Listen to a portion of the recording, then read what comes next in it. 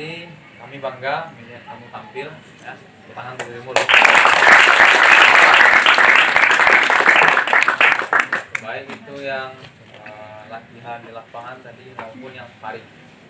Untuk yang sparring perlu kamu ketahui semuanya bahwa inilah tujuannya. Bahwa nantinya kamu akan bertemu di dalam matras, dalam gelanggang pertandingan. Jadi kita latihan tuh bukan main futsal, bukan berenang, bukan rekreasi. Kalau yang latihan di tangan mas kan itu programnya. Jadi itu hanyalah bagian dari metode latihan supaya atlet tidak jenuh. Maka didesainlah program latihan seperti itu. Jadi ketika kamu bertemu dengan materi-materi seperti main futsal, hiking, rekreasi, berenang, itu kamu memanfaatkan suasana itu untuk supaya kamu tuh menikmati yang namanya silat, mencintai pada akhirnya silat. Tujuan utamanya apa? Yang sparring tadi. Dari sparring tadi bisa kita lihat naluri bertandingnya ada, tapi sama-sama kita amati selama latihan dia kurang latihan. Wah, kan ada yang merasa tadi itu. Tiba-tiba sparring, awak bawa main bang, ingin jam latihan 1 hari latihan, adanya datang latihan. Jadi ini yang harus disadari oleh atlet bahwa kalau kita ingin jadi atlet yang sebenarnya, atlet sejati, jangan lupa latihan.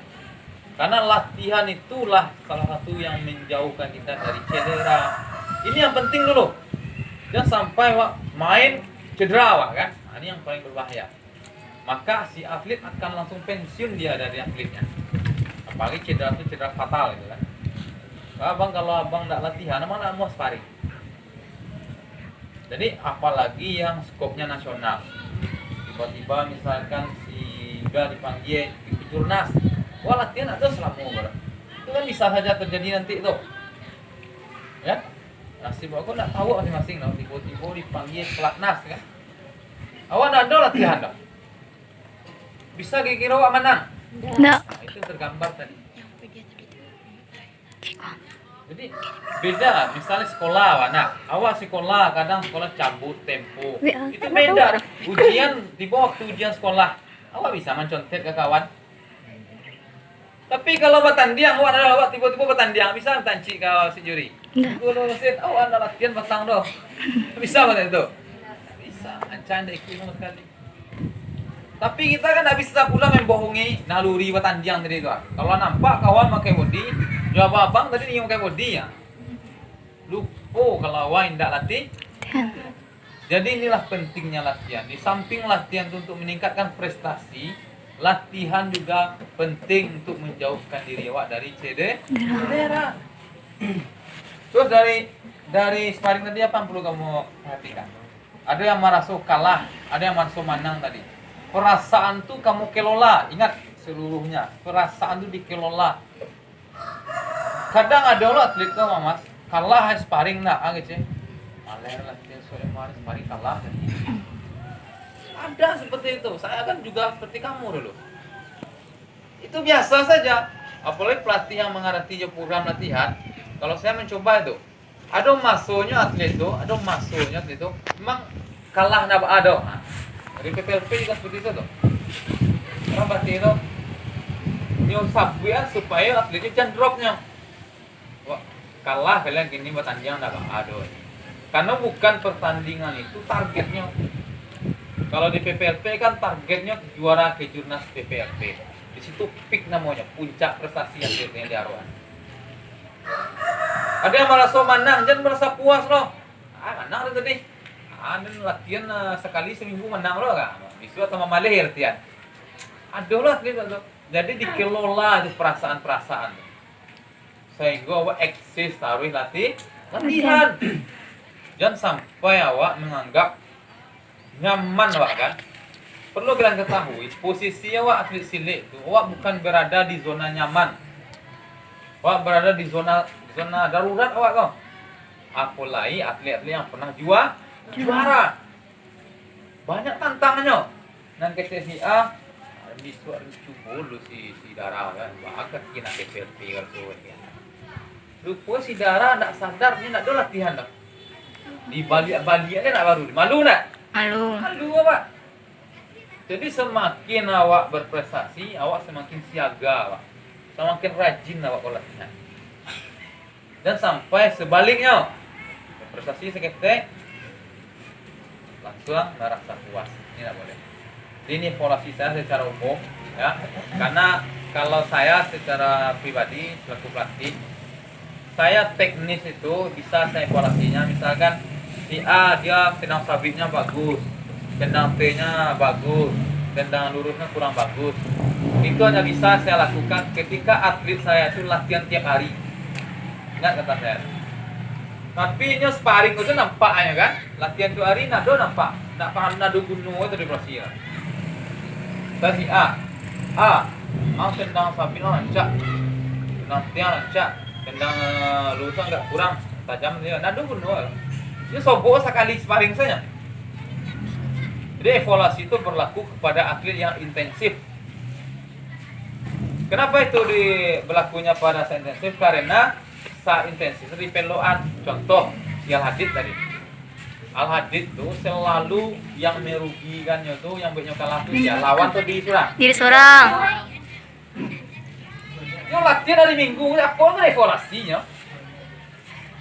Dia ngerti maksudnya bang tak? Tiba itu hari kan, evaluasi lagi. Ang tendang anak mulai kini gua, ko pecing abang paci anak, siko tuh yo, jangan sampai ngenceng. Berubah. Jadi prinsip teknik tuh dilatih tiap hari. Jadi makanya bang tak bisa mengevaluasi itu hari ko evaluasi tekniknya. Intensif teori bisa evaluasi.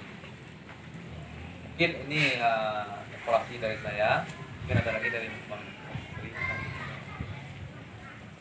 Seharusnya foto sama ya enggak? Iya bang. Kamu mantap tuh. Kalau arang Bang Sripal itu udah lengkap.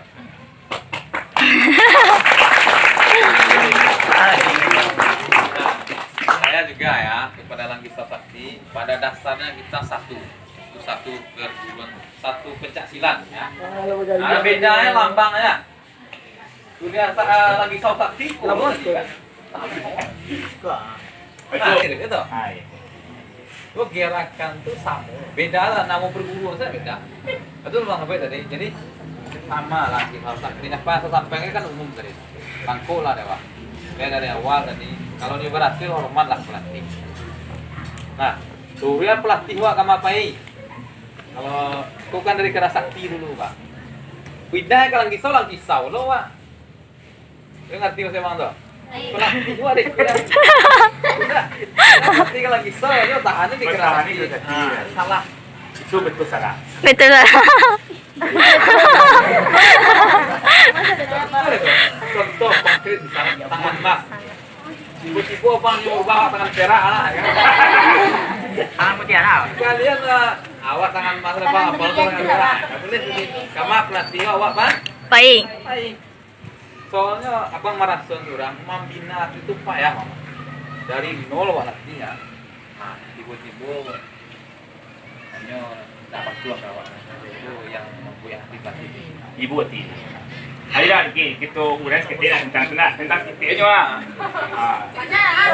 Banyak-banyak pak. Mulanya mungkin nanti tahu nak. Di awal mungkin ada 8 kali orang satu tim mungkin bertemu dengan Mas tahun kembara 3 balik itu luar biasa lah. 3 tahun dilatih memang lah oke. Di peluan kakinya yang bengkok tu ternyata ada seketik rumit ni nak mau pergi mawar bagi tu sakit dia Itu komedi sih mas. jadi banyak lah kan ibaratnya. Tapi alhamdulillah kini pal dah dulu gunungnya tu dia yang hebat tu nak dulu contohnya adik awak Arif sampai kini masih belum tahu.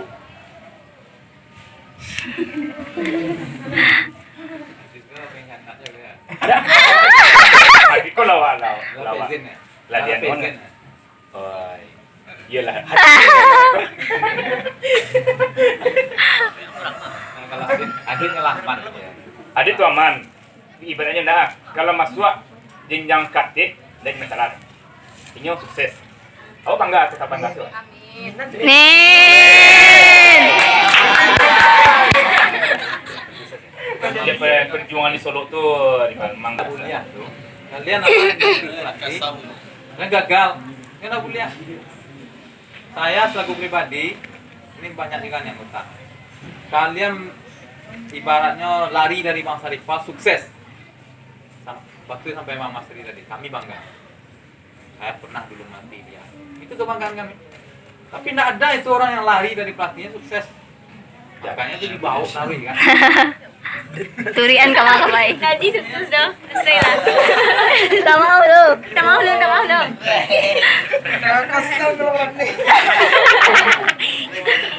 Nah kalau ladetnya lah pelatih sama pelatih. Jadi dah untuk tangan mas, kalau ada adik-adiknya menghindar dari saripal, itulah bodoh adik-adik. Itulah sekete. Pada Bodoh. tak tahu. pada pilihan lain. Nice day best bang kalau Ya, pada. kerja best. Iya. Pokoknya bisa menilai ya. Penilaian saya kan itu. Yang penting tuh awak yang pernah merasa sombong, yang pernah merasa angkuh, yang pernah merasa awak yang luar biasa.